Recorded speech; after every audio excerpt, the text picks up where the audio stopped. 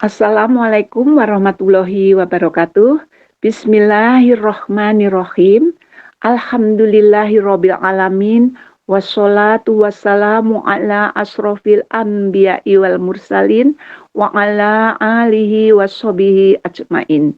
Asyhadu alla ilaha illallah wahdahu la syarikalah wa asyhadu anna Muhammadan abduhu wa rasuluh. Segala puji hanya bagi Allah Tuhan sekalian alam. Semoga solawat dan salam tercurah kepada Nabi dan Rasul yang paling mulia, Nabi Muhammad SAW, kepada keluarga dan sahabatnya seluruhnya.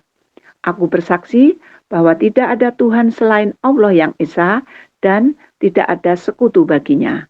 Dan aku bersaksi bahwa Muhammad SAW adalah hamba dan utusannya.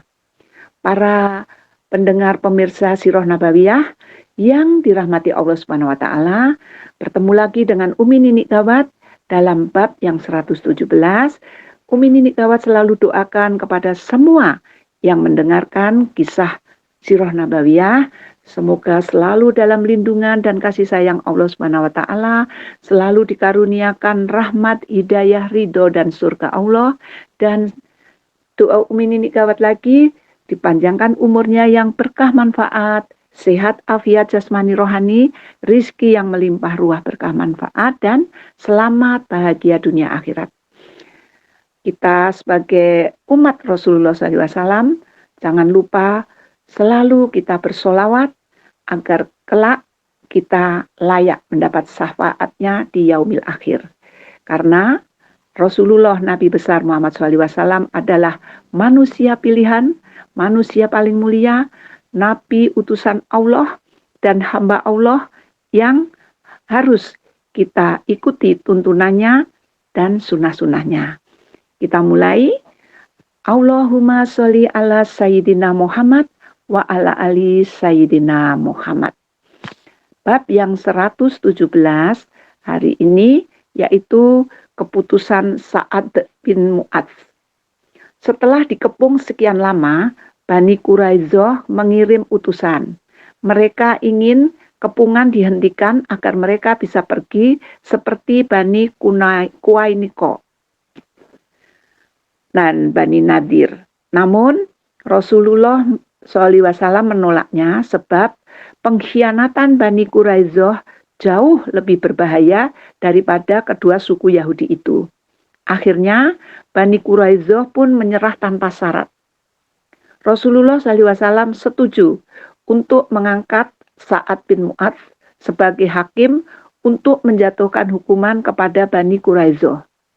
Tindakan Rasulullah SAW ini sangat adil dan murah hati karena Sa'ad bin Mu'adz dan suku Aus yang dipimpinnya dulu bersahabat dengan Bani Quraizoh.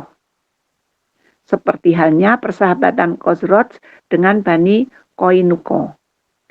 Bani Quraizoh sendiri menyambut gembira keputusan itu. Baik kaum muslimin maupun Bani Quraizoh menyatakan rela atas keputusan yang diambil Sa'ad bin Mu'adz. Pada saat itu Sa'ad masih berada di kemah seorang habib wanita yang dengan sukarela mengobati para prajurit muslim yang terluka.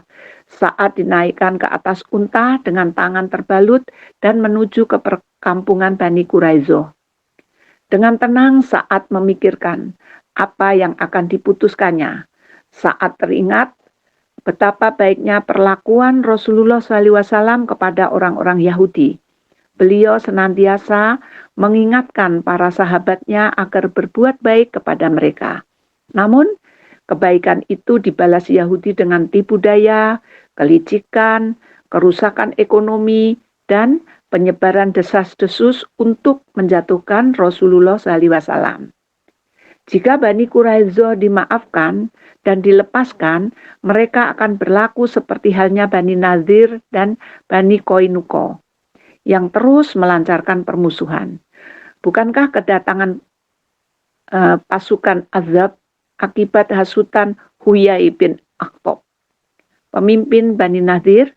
Jika tidak datang pertolongan Allah, kemungkinan besar kaum muslimin dari wanita hingga anak-anak akan musnah dibantai oleh musuh. Di hadapan kaum muslimin dan orang Yahudi, Sa'ad bin Mu'adz berkata, "Aku memutuskan untuk membunuh kaum pria Bani Quraizoh, membagi harta benda mereka, serta menawan anak-anak dan kaum wanitanya." Hukuman itu pun dilaksanakan. Setelah itu, kaum muslimin kembali ke Madinah dalam keadaan yang amat disegani oleh seluruh suku yang ada di Jazirah Arab sampai ke pelosok Jazirah. Kemudian ada perintah berjilbab. Islam adalah agama yang sangat menghormati kaum wanita. Sebelum Rasulullah SAW diutus, kebanyakan hubungan kaum wanita dengan kaum laki-laki tidak lebih baik dari hubungan antara hewan betina dengan hewan jantan.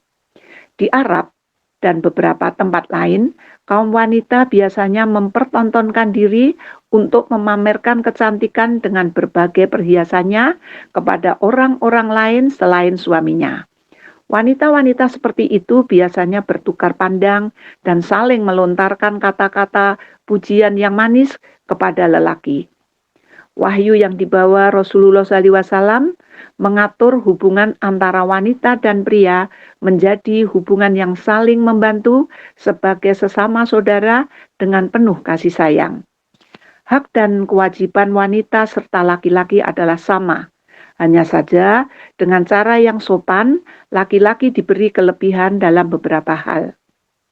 Peristiwa diganggunya wanita muslimah oleh orang Yahudi dan munafik membuat Rasulullah SAW berpikir sungguh-sungguh untuk mencegahnya.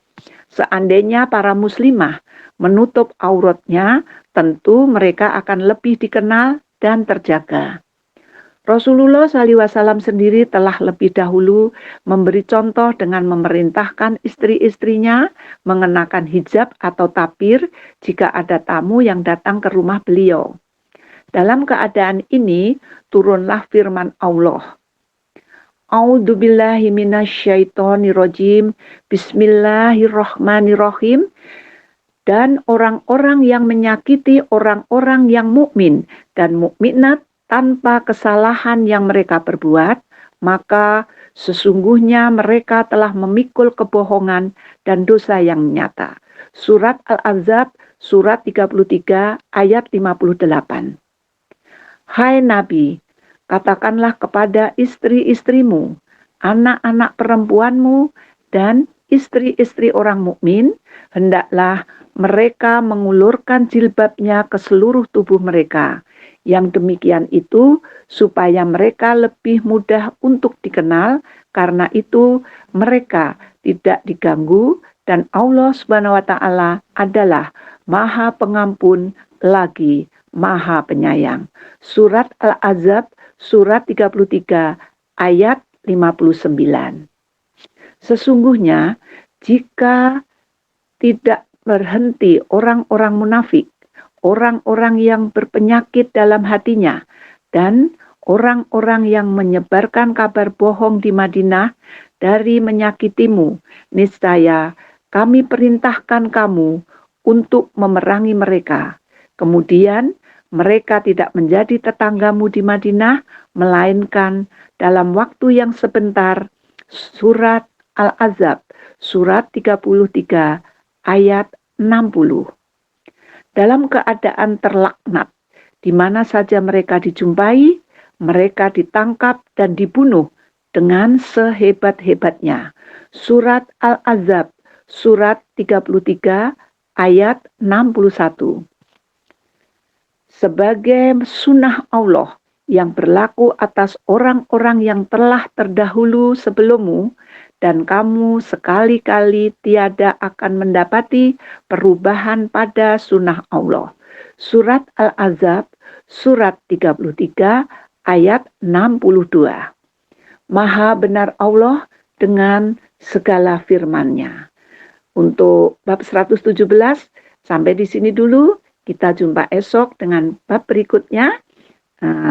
Tidak lupa, Umi Nini ingatkan, masih dalam pandemi COVID-19, jangan lupa selalu kita laksanakan apa yang sudah diinstruksikan oleh pemerintah dengan prokes, yaitu selalu memakai masker, selalu mencuci tangan, selalu menjaga jarak, dan olahraga, makan makanan yang bergizi. Demikian perjumpaan kita pada hari ini. Kita tutup dengan doa kafaratul majelis. Subhanakallahumma wa bihamdik asyhadu alla ilaha illa anta astaghfiruka wa atubu ilaik. Billahi taufik wal hidayah. Wassalamualaikum warahmatullahi wabarakatuh.